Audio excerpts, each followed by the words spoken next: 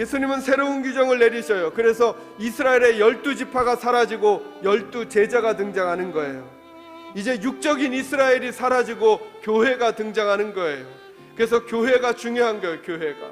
여러분, 교회는 그냥 우리가 무슨 동호회처럼 모이는 그런 공간이 아닌 거죠. 강의를 들으러 오는 공간이 아닌 거죠. 이곳은 마치 저와 여러분이 끈질기게 따라왔던 창세기부터 말라기까지 있었던 하나님의 백성 이스라엘에 대한 그 끈질긴 이야기와 똑같은 무게로 하나님이 지금 교회 얘기를 예수님과 함께 시작하고 있는 것이죠.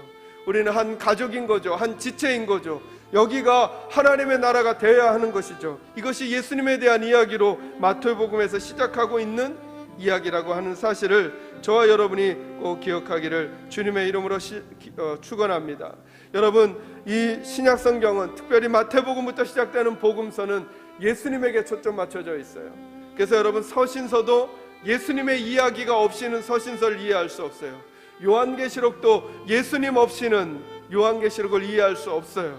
예수님 없이는 구약도 없으며 예수님 없이는 신약도 없는 거예요. 예수님이 중심이기 때문에 그래요. 저는 다시 마태복음을 저와 여러분이 읽어가면서 그 안에 담겨주신 예수 그리스도를 만나게 되기를 주님의 이름으로 축원합니다. 여러분, 이 땅엔 저와 여러분의 눈에 보이지는 않지만 사단의 나라와 하나님의 나라가 있어요.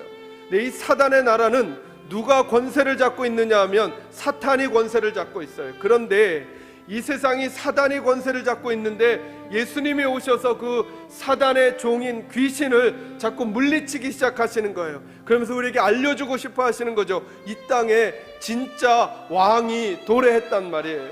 진짜 왕이, 이 땅에 진짜 왕이신 예수가 오셨단 말이에요. 그래서 이 땅에 전세가 뒤바뀌고 있단 말이에요. 뒤바뀌고 사단의 권세를 결박하시고 하나님의 나라를 열어가시는, 여기 이 점에서 하나님의 나라를 열어가시는 진짜 왕이 이 땅에 왔다라고 하는 사실을 귀신을 내쫓고 병자를 고치시면서 예수님이 말씀해 주는 거예요.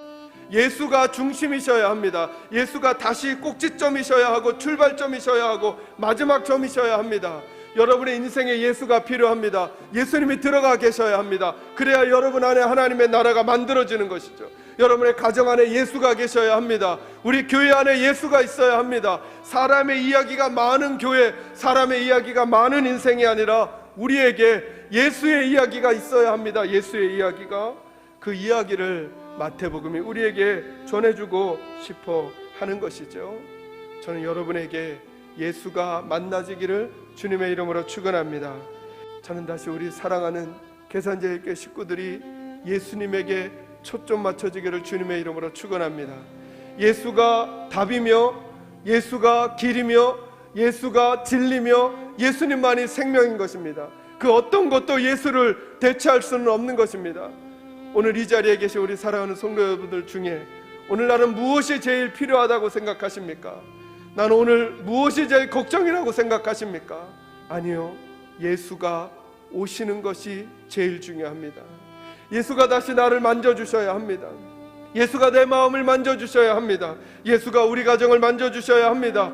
예수가 우리에게 찾아오셔야 합니다. 다시 예수의 원리가 우리 교회 가운데 있어야 합니다. 그래야 이미 임한 하나님의 나라를 경험하며 살아갈 수 있게 될 것입니다. 저는 우리 사랑하는 계산제일교회 식구들과 우리 교회가 다시 예수님이 우리의 기준이 되시고 우리의 왕이 되시기를 주님의 이름으로 축원합니다.